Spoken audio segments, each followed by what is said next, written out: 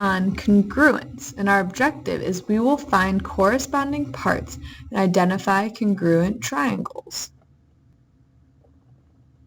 So we have to look at what congruent means. So it means that they are the same size and the same shape, which means they're going to have congruent sides and congruent angles.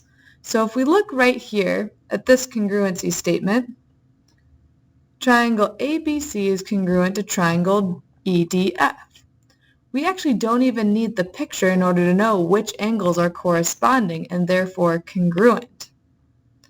So, for example, angle A has to be congruent to angle E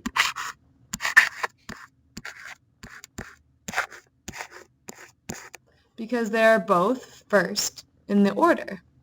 Angle B has to be congruent to angle D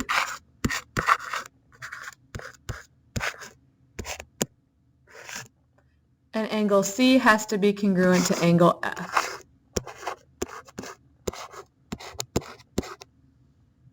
We can say the same thing about the segments as well.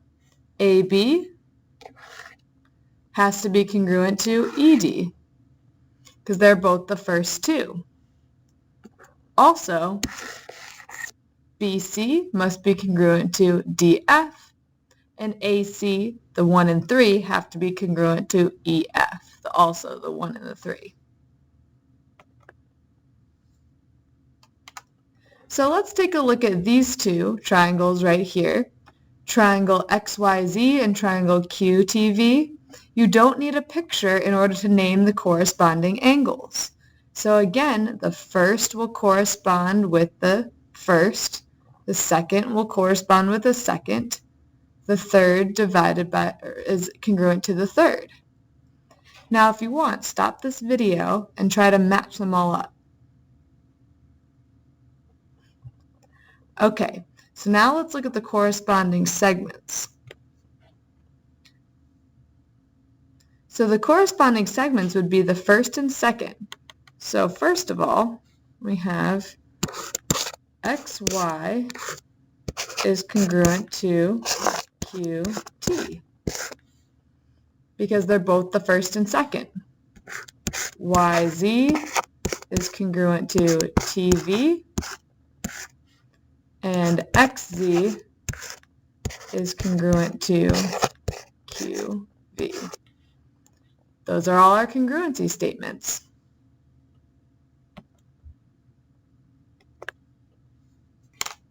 Now let's take a look at this triangle right here. Now we have X, Y, Z. So Z's up at the top.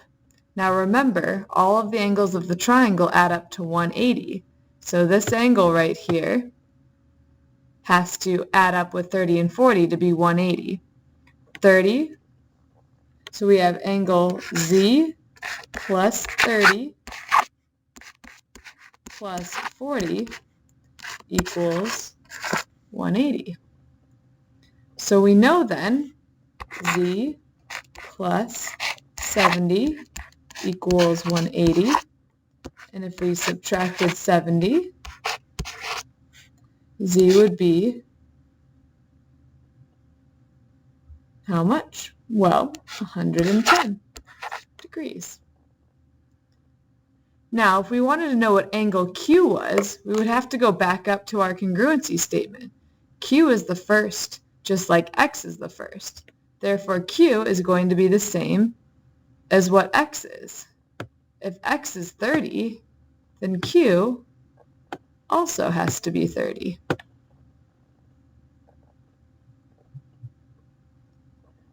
Another really useful thing that we're going to look at is angle, side, angle, side, and side, side, side.